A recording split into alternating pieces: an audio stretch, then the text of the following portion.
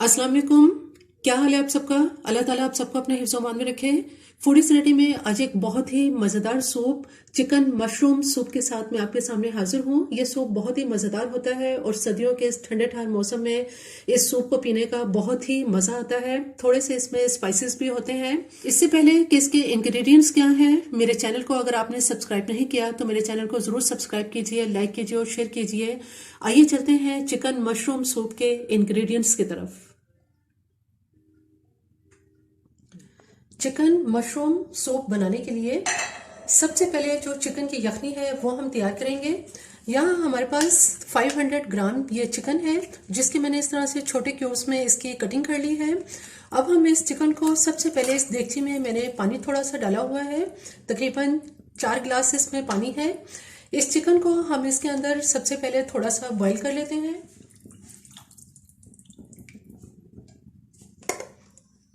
Chicken जो हमने boil करने के लिए रखा था ये अब इसमें बॉईल होना शुरू हो गया है। अब आप ये देख सकते हैं कि इसमें किस कदर इसमें झाग आ रहा है, इसलिए ये सारा पानी जो है वो मैं ड्रेन कर दूंगी। इसका चूल्हा मैं बंद करती हूँ।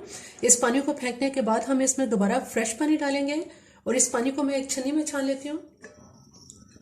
सारा पानी ड्रेन करने के बाद देगची को अच्छी तरह से धोने के बाद मैंने इसमें दोबारा पानी डाल दिया है। अब इसमें इतना पानी डालेंगे जितना हमें सूप की जरूरत है। जो चिकन था ये भी मैंने इसको दोबारा अच्छी तरह से वॉश कर लिया है। अब इस चिकन को दोबारा हम इस पानी में डालेंगे और इसको अब दोबारा से इसकी यखनी तैयार करेंगे। अब बहुत अच्छी और साफ सुथरी यखनी तैयार हो जाएगी।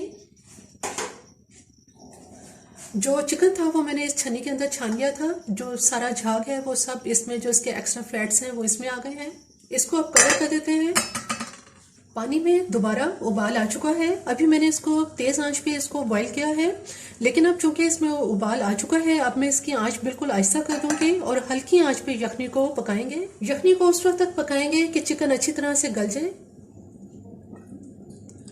सूप के लिए यखनी बिल्कुल तैयार हो चुकी है। तकरीबन 20 से 25 मिनट मैंने इसको पकाया है और चिकन अब बहुत अच्छी तरह से गल चुका है।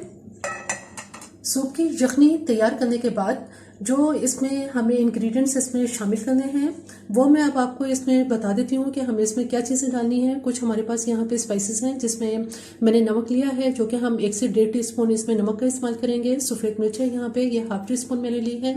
½ टीस्पून ही इसमें ब्लैक पेपर का इस्तेमाल करेंगे।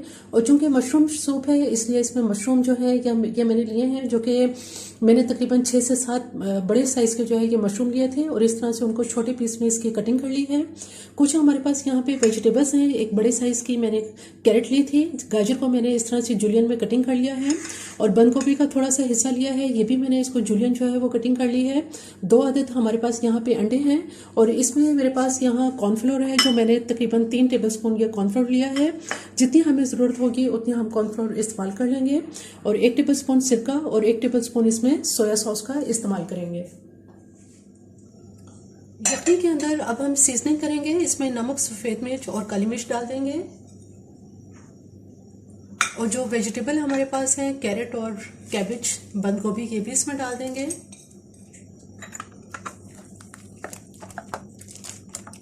इसके साथ ही इसमें सोया सॉस डालेंगे 2 टेबलस्पून और सिरका भी इसमें डालेंगे 1 टेबलस्पून। थोड़ी देर इसको गाजर और बंद गोभी के साथ थोड़ी देर इसको पकाएंगे।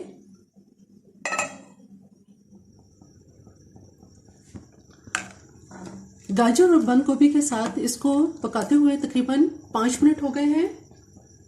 गाजर थोड़ी सी अच्छी खासी इसमें सॉफ्ट हो गई है। अब हमारे पास जो कॉर्नफ्लोर था ये मैंने थोड़े से पानी के अंदर इसको डिसॉल्व कर लिया है। ये कॉर्नफ्लोर इसमें डालते जाएंगे और साथ साथ मिक्स करते जाएंगे।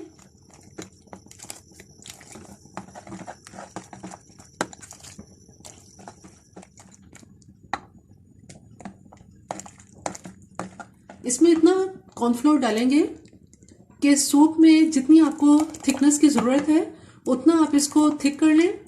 अब इस वक्त मैंने जो कॉर्नफ्लोर इसके अंदर डाला है इतनी इसकी थिकनेस जो है वो काफ़ी है। इसके अंदर जो मशरूम हमने काट के रखे हैं ये सारे मशरूम इसमें डाल देंगे।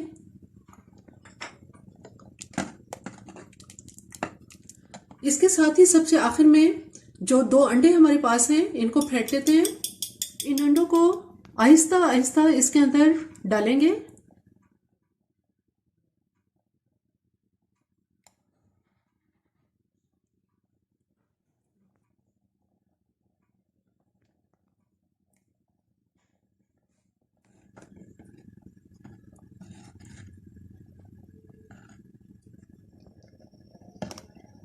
अंडे के आप देख सकते हैं कि इसमें कितने खूबसूरत इसके अंदर चंक्स बन चुके हैं। जैसे ही आप इसमें एग डालें तो फौरन इसको हिलाएं नहीं, तो इसके इस तरह से बड़े खूबसूरत चंक्स बन जाते हैं। थोड़ी देर बाद हिलाएंगे तो इसी तरह से ये चंक्स इसके बरकरार रहते हैं। अब मैं इसको डिश आउट करती हूँ।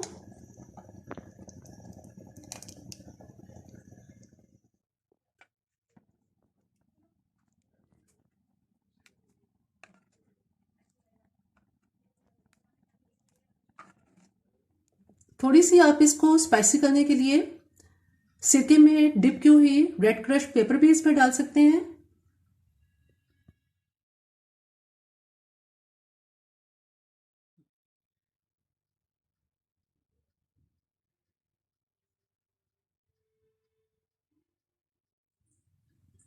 चिकन मशरूम सूप बिल्कुल तैयार है। बहुत ही कम वक्त में और बहुत जल्दी से ये तैयार हो जाता है, लेकिन जायके के लिहाज से ये बहुत ही मज़ेदार होता है। सर्दियों में इस सूप को पीने का बहुत मज़ा आता है।